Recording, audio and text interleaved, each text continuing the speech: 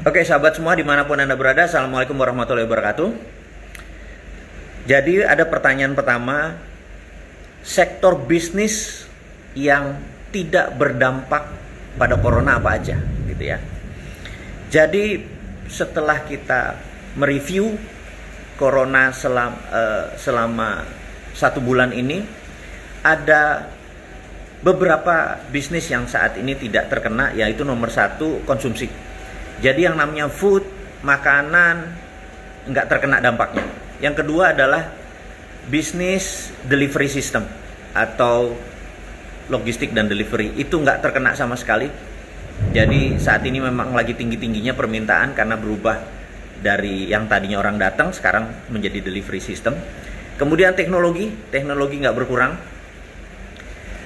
Inovasi mempermudah, teknologi adalah mempermudah orang lain menjadi lebih baik gitu ya.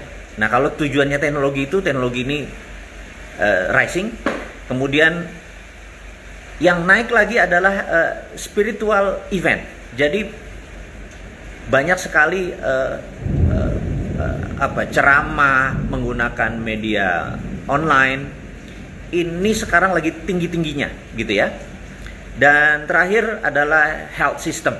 Jadi health system ini benar-benar health system ya, benar-benar dari rumah sakit, dari medicine atau obat-obatan, farmasi, alat kesehatan dan lain sebagainya. Ini permintaannya off the scale, di atas skala. Kalau dulu misalnya 10 dengan optimisnya adalah 20, sekarang off the scale bisa 2000 gitu permintaannya naiknya. Itu pertanyaan bisnis apa yang tidak terpengaruh terhadap corona. Yang kedua nih pertanyaannya, apakah trading masih menguntungkan di masa pandemi? Ini bicara trading, ini trading saham tentunya ya. Maka jawaban saya adalah oke, ini banyak yang komentar. Tulis ini banyak yang komentar sebelum saya menjawab itu. Saya akan terus running ini nggak apa-apa karena saya tidak terganggu gitu ya. Dan teman-teman saya harap juga nggak terganggu. Jadi trading saham saya harapkan Anda semua adalah stay away dari market. Jadi pada saat volatility-nya tinggi, volatility itu adalah pergerakan yang tidak terkendali. Kayak sekarang ini volatility tinggi, kelihatannya udah rendah gitu ya, terus kita beli di bawah terus nanti naik terus untung. Di saat volatility-nya tinggi, maka risk-nya besar. Memang benar, the higher risk you take, the more money you get. Semakin besar Anda mengambil resiko, semakin besar peluang Anda untuk make money. Tapi di sini adalah ada peluang untuk loss gitu ya. Di dalam bisnis itu yang paling utama adalah meminimize loss, kalau perlu zero loss. Jadi di kondisi trading saat ini yang volatile, stay away from the market. Itu saran saya. Jadi jangan main saham, jangan main forex, jangan main yang high spekulasi gitu ya. Memang enak main di rumah Anda bisa ini, tapi sekali lagi jangan. Terus solusi yang tepat untuk strategi pangan ini menarik nih. Jadi di masa pandemi seperti ini, agility, apa tuh agility ya? Kemampuan Anda mantul gitu ya. Saya menceritakan filosofinya dulu. Yang penting itu bukan jatuhnya tapi mantulnya. Ingat kita di dalam tren ya, jatuh, mantul, jatuh, mantul, jatuh, mantul. Jatuh itu bisa berkali-kali, tapi selama mantulnya lebih tinggi dari jatuhnya, maka Anda trennya naik gitu ya. Jadi agility adalah kemampuan kita mantul. Jadi jangan mikirin, ini jatuh nih, ekonomi jatuh, bisnisnya jatuh, ininya jatuh. Bisnis sampai kapanpun akan turun naik. Tetapi sekali lagi, Anda harus kemampuan mantul, dan mantul Anda harus lebih tinggi dari jatuhnya Anda gitu ya.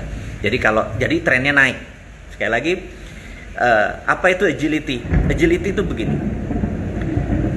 Kita tahu teman-teman saat ini yang berada di dunia restoran, fine dining tentunya ya, restoran fine dining, dan dunia hotelier. Hotel di Indonesia dari bintang non bintang sampai hotel bintang 5 atau 5 star with diamond itu, ada geledek, istighfar dulu. Jadi hotel dari non bintang sampai bintang 5 atau plus diamond ya, 6 star, itu di Indonesia ada 14.000 hotel. Hotel bintang 2, 3, 4, 5 saat ini 90% gone, nggak ada isinya. Dunia hotel saat ini directly ada 500.000 orang yang terlibat di sana. Semuanya berada di rumah, bukan sekedar work from home, tapi mereka stay at home forever gitu ya. Ini berita buruk. Nah, agility atau kelincahan Anda pebisnis ini di challenge di masa-masa seperti ini. Jadi saran saya adalah ubah bentuk restoran dan restoran Anda, di hotel Anda ada restoran kan, dan restoran fine dining tadi untuk delivery system.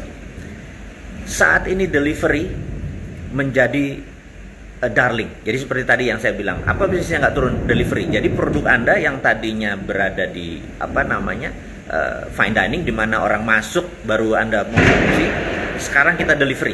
Jadi itu agility namanya ya. Nah, maaf saya agak kegangguin sama geledek ini, bukan sama tulisan. Jadi berapa kali saya terpecah konsentrasinya, gitu. Tapi memang seru ya, jadi kayak ada back soundnya gitu. Nah, yang berikutnya adalah misalnya agility yang lain ya, agility yang lain.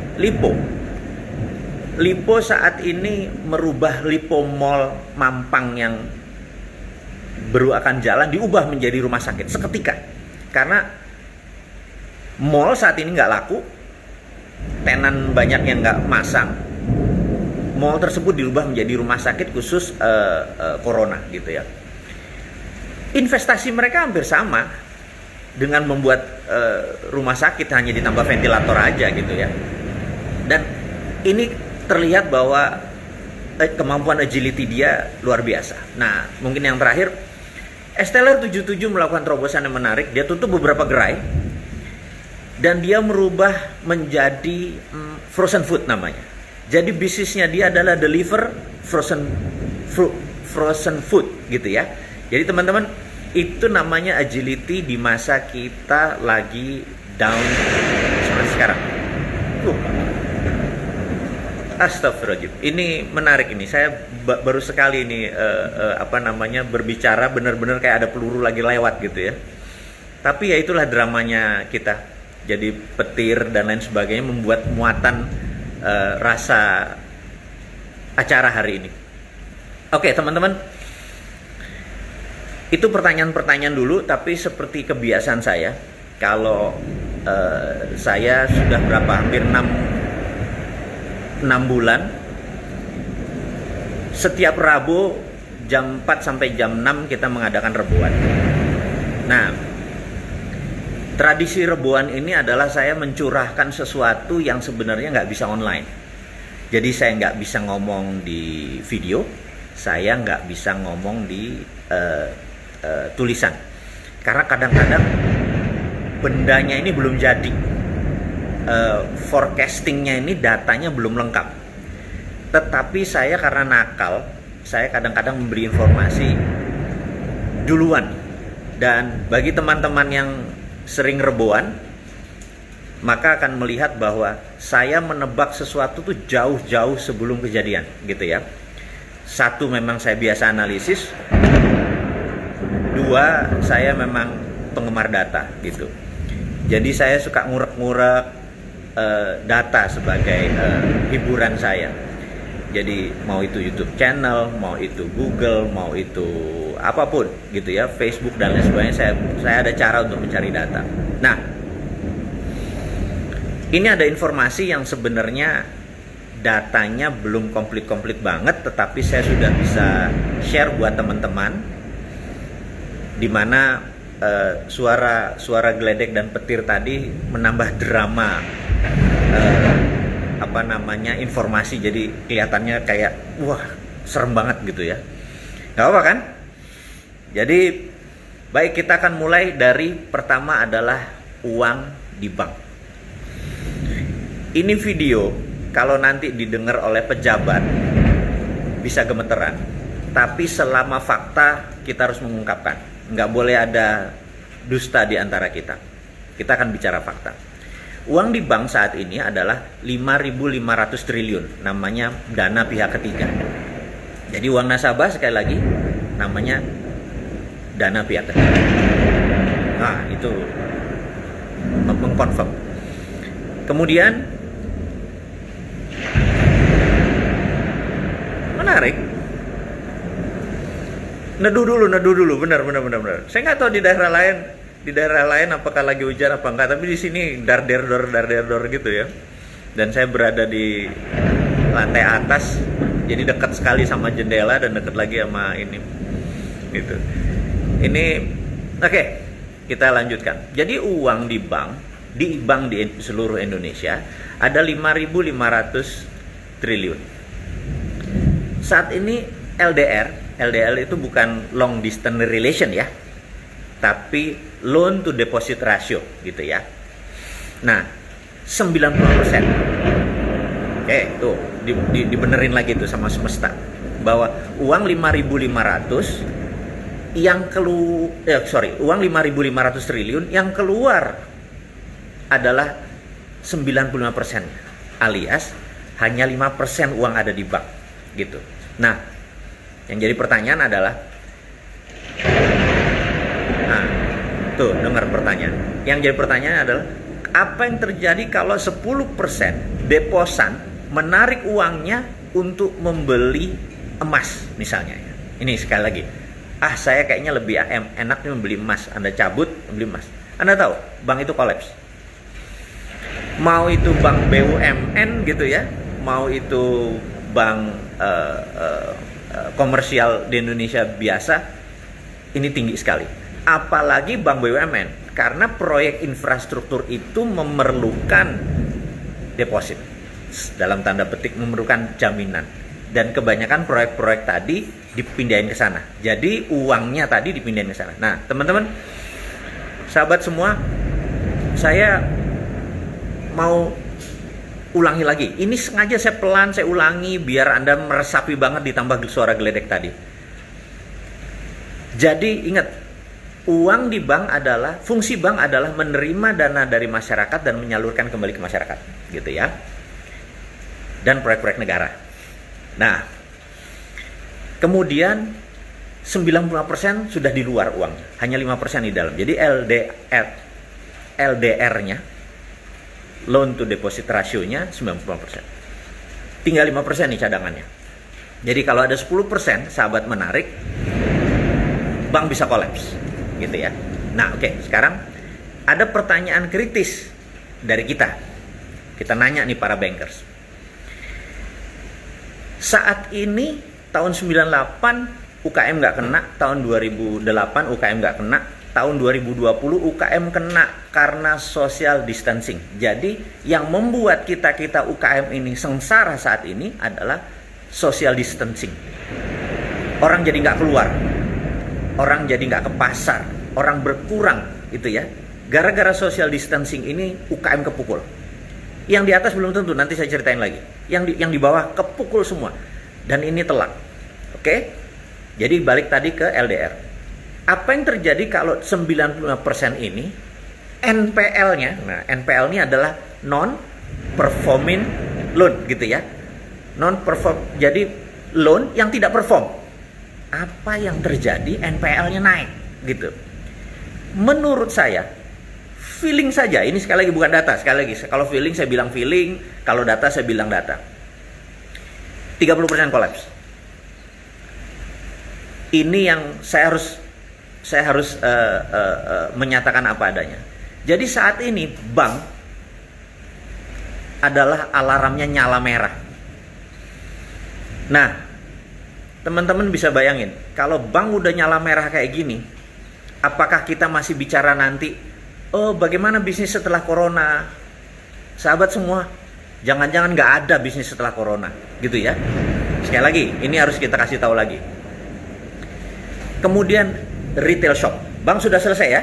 Jadi bank sudah selesai. Saya ulangi lagi biar paham, karena nggak banyak teman-teman yang mengerti dunia banking. Saya di awal karir saya, setelah ini adalah di bank dulu, baru saya berwirausaha gitu ya. Dan supaya teman-teman ingat, supaya teman-teman tahu bahwa si Sontoloyo ini kok bisa ngomong bank gitu ya. Posisi saya dulu adalah di Treasury. Treasury Departemen itu begini. Kalau orang punya uang banyak, taruh di bank. Kalau bank punya uang banyak, taruh di Treasury. Treasury adalah where's the bank make money. Di portfolionya sinilah kita mainin, ini ke sini, ini ke sini, ini ke sini gitu ya. Salah satunya adalah kredit. Nanti ada high yield fund, ada obligasi dan lain sebagainya. Itu terlalu detail nanti, terlalu panjang. Melelahkan. Jadi di posisi saya kadang-kadang di posisi foreign exchange atau bursa, dulu masih boleh main saham, ada RMDS, Reuters moneternya untuk trading dan lain sebagainya. Jadi investment banking saya paham sekali. Balik lagi, jadi apa yang terjadi kalau NPL atau non performing loans-nya 30% gitu ya. Saya melihat ini menjadi national threat. Dan saya melihat saat ini pejabat negara belum ada simulasi atau latihan untuk mengatasi kalau hal ini terjadi, atau jangan-jangan nggak tahu. Jadi mudah-mudahan video ini atau IG ini adalah informasi awal, alarm buat negara supaya terselesaikan. Yang kedua adalah dunia hotelier, dunia leisure, dunia travel. Itu ada 13 juta direct indirect orang yang hidup di sana. Jadi kita tahu ojol ada 2 juta. Ojol ini kenceng sekali meminta haknya, gitu ya. Saya nggak tahu apakah mereka memenuhi kewajibannya, tapi asal saya pesen ojol, saya kasih tambah lebih, gitu ya, untuk menolong mereka. Tapi ada saudara kita di dunia leisure, travel, hospitality, itu 13 juta. Saat ini turun 90%. Dan ini menimbulkan kerawanan yang sangat parah nantinya, gitu ya. Dan terakhir, sebelum saya kupas ini semua, supaya ini jangan dianggap saya nakut-nakuti, saya hanya membuka fakta aja, supaya kita berpikir bahwa hidup nggak sesederhana para motivator bilang, ayo dong kakak, semua bisa. Saya bilang saya akan menceritakan fakta. Yang terakhir adalah retail shop. Jadi Zara, H&M, Debenham, di Eropa 4.000 toko tutup dan tidak berencana membuka lagi. Kita bicara agak pahit nih. Di Eropa 3 bulan akan lockdown, mereka yang bayar rental aja nggak bisa. Jadi mall di Indonesia, di Jakarta terutama, bisa kosong nih. Karena berapa lama kita akan melaksanakan PSBB semi karantina ini? Dengan lihat growth dari pertumbuhan orang terpapar corona sangat tinggi. Jadi retail shop akan habis-habisan, akan ancur-ancuran. Sekali lagi, yang saya ceritakan adalah negatifnya. Anda langsung lihat, oh sisi lainnya adalah positif gitu ya. Berarti shopping online, dunia fashion akan menjadi solusi. Ambil, itu yang saya maksud. Terus teman-teman yang tadi di dunia yang hampir 13 juta tadi di dunia direct indirect ya. Jadi leisure, travel, hospitality, hoteliers dan lain sebagainya, itu 13 juta di Indonesia. Ini akan menjadi masalah baru. Nah, kemudian terakhir adalah industri manufaktur. Nah, dipastiin lagi industri manufaktur. Industri manufaktur kita sudah drop at the lowest level karena bahan bakunya tidak ada. Garment bahan bakunya misalnya import dari negara tertentu sekarang hampir shutdown semuanya. Nah, teman-teman, jadi itu yang terjadi di Indonesia saat ini. Saya dengan adanya informasi ini, saya malah nggak bisa bilang kita harus begini gitu ya. Saya cuma bisa bilang kemampuan Anda melakukan rebound atau melakukan simulasi-simulasi kelincahan tadi, itu yang saya tantang. Saya nggak bisa ngajarin Anda pasti lebih pinter. Saya lebih cuma mengingatkan, sahabat semua, ke depan saya nggak ngelihat cahaya kalau hal ini semua terjadi. Tapi kita harus punya solusinya. Kayak tadi, retail shop begini, berarti Anda sudah harus bermain pakai online gitu ya. Nah, teman-teman, ini di ujung diskusi. Jadi tadi pertanyaan pertama dengan pertanyaan, kedua dengan saya menceritakan fakta yang buat teman-teman berpikir, dan terakhir, Bosman ini ideolog, Bosman ini pemikir, atau pengkritik gitu ya? Jawabannya adalah saya bukan itu semua. Saya ini adalah orang yang benar-benar ingin membuat perubahan di Indonesia ini. Jadi ini yang saya mau laporkan di terakhir hari ini adalah apa bisnis yang akan kita luncurkan berikutnya. Begini kira-kira sahabat semua. Anda semua tahu bahwa saya ini bersama teman-teman sahabat saya, ada Mas Satya dan lain sebagainya, kita membuat Sironium gitu ya. Sironium ini adalah berangkatnya adalah dari perasaan kita terhina ya, insult sama Bitcoin. Karena Bitcoin tahun 2016-2017 transaksinya itu hampir 1 triliun. Bayangin, kita bilang gila gede banget ya 1 triliun uang dikeluarin dari Indonesia gitu. Sementara Bitcoin itu kan tidak menggunakan underlying. Dia cuma pakai algoritma, ketemu sebuah rumus, diciptakan 21 juta Satoshi, kemudian kuncinya dibuang, orang bermain menjadi limited edition. Menjadi numismatik, menjadi limited. Sesederhana itu. Tahun 2009 dan sekarang baru 10 tahun, baru 11 tahun. Saya kepikir, kenapa nggak kita membuat currency sendiri tapi pakai underlying gitu ya? Kita pakai underlying emas beneran. Kemudian saya secara pribadi dan teman-teman mendepositokan sedikit emas gitu ya sebagai underlying dari transaksi kita. Kemudian kita mempelajari tentang dunia blockchain waktu itu. Tapi ini sekarang kita udah lewat. Kita tahu bahwa Bitcoin adalah blockchain bukan Bitcoin. Jadi oke, kita semakin paham. Kita launching, kita luncurkan. Tapi nggak lama kemudian Bank Indonesia ngeluar peraturan, kita disemprit Bank Indonesia yang menceritakan bahwa di Indonesia mata uangnya hanya rupiah. Jadi tidak boleh ada mata uang lain. Kita bilang, lah kalau Bitcoin bukan punya Indonesia. Agak bingung kita. Oke, jadi kalau saya membuat perusahaan di Malta di Italia, di Malta based company, kemudian saya akuisisi PT Sironium Indonesia, Sironium menjadi global company. Betul ya? Ya, Sironium menjadi global company. Betul. Boleh beredar nggak di Indonesia? Wah, kamu gimana ke NKRI-nya? Negara dapat pajaknya dari mana kalau perusahaannya jadi luar negeri? Anda ngerti kekosletannya pejabat. Begitu kita mau dagang, nggak boleh karena mata uangnya cuma rupiah, tapi Bitcoin boleh karena punya asing. Tapi begitu kita buat perusahaannya di Malta, kita akuisisi 100%, perusahaan ini dibilang nggak NKRI karena nggak dapat pajaknya. Saya bilang, Arab mau apa sih gitu ya.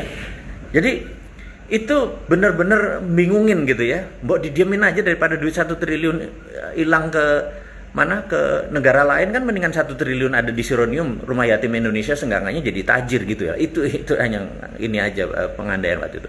Oke, itu sudah masa lalu. Kemudian ke NKRI-an saya tetap muncul gitu. Ke NKRI-an saya gak bisa nih. Saya harus melakukan sesuatu gitu ya. Nah, singkat cerita, brainstorming terus mencari solusi. Akhirnya saya pikir, kenapa nggak emasnya tadi ya kita cetak aja 1 gram, 2 gram, 3 gram, 4 gram, 5 gram gitu ya. Kemudian oke. Nah, inilah yang akan segera kita luncurkan. Saya belum sebut namanya dulu, saya belum sebut brandnya atau strateginya, saya cuma mau memberikan apa yang akan kita lakukan. Jadi saya kasih contoh, misalnya sahabat semua, saya ambil sebuah nama. Waduh, namanya apa nih? Mas Yulis Mbak apa gitu ya. Namanya pada lucu-lucu. Mas Ari aja ya, Mas Ari gitu ya. Mas Ari ini pengen membeli emas, katakanlah 5 gram. 1 gram ambil langkah dari langit adalah 1 juta. Jadi 5 gram adalah 5 juta.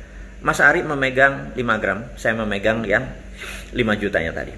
Terus sama Mas Ari mau diapain ini yang 5 gram disimpan? Dengan suatu harapan nanti naik, dijual, terus nanti kalau mau beli barang ya dipakai lagi rupiahnya gitu ya. Nah, kita punya teknologi sekarang.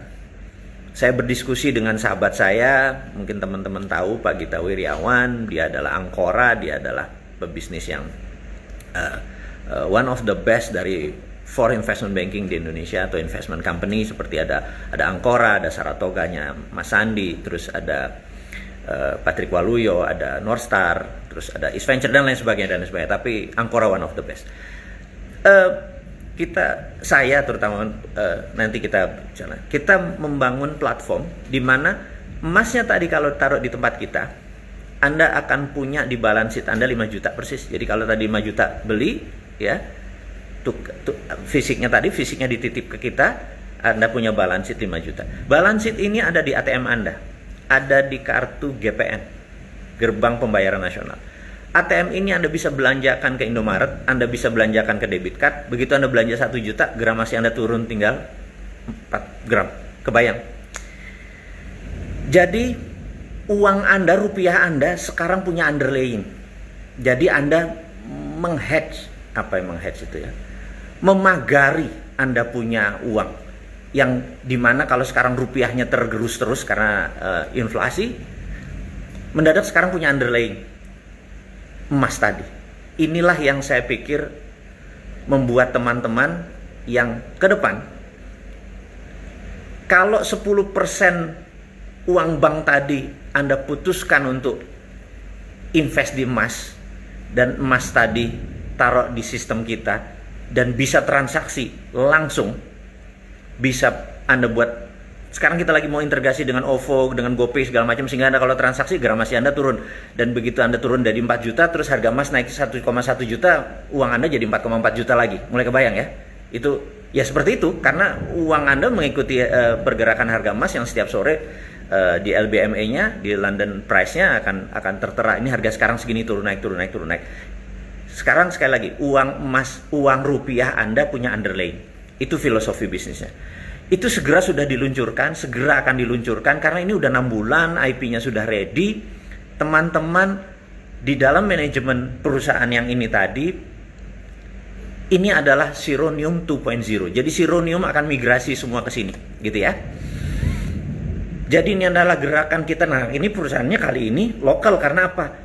Ijab kabulnya sah. Anda punya rupiah, saya ambil saya ambil rupiahnya, saya kasih emasnya Anda taruh di tempat kita. Statusnya semuanya jual beli. Ini bukan investasi bodong, ini bukan ada bunga di sini, nggak ada. Dan hanya pakai platform dari IPayMu, payment gateway-nya untuk seluruh sistem ini. Dan itu yang punya Pak Gita Wirjawan dan Mas Keke, sahabat saya. Inilah yang akan menggunakan, Anda bisa jalan di seluruh ATM. Sehingga ke depan kita akan melakukan banking 5.0 atau banking yang dilakukan, perbankan yang dilakukan oleh bukan bank. Jadi perusahaan kita ini akan menjadi banking 5.0. Ini akan menjadi terobosan baru di dalam payment, sekali cara bayar. Dan ini adalah cara nabung yang efisien, karena di masa volatility-nya tinggi, the best adalah membeli emas. Tapi membeli emas fisik, Anda tidak lincah jual belinya. Ke depan akan ini. Saya harapkan sebenarnya bulan ini, April ini sudah launching. Karena itu saya harus ngomong sekarang. Tapi teman-teman manajemen menyatakan, oke, sabar sebentar gitu ya. Tunggu tanggal mainnya. Jadi sahabat semua, itulah informasi kita hari ini. Jadi tadi saya ulangi lagi, ada konsumsi, delivery system, teknologi, health system, dan spiritual itu lagi naik daun. Kemudian yang beresiko adalah bank saat ini, kemudian retail shop, kemudian dunia leisure, travel, hospitality itu bermasalah. Dan kemampuan Anda melakukan agility, dan saya pun di challenge, apakah saya ini cuma congornya doang yang gede gitu ya, apakah saya bisa berkontribusi.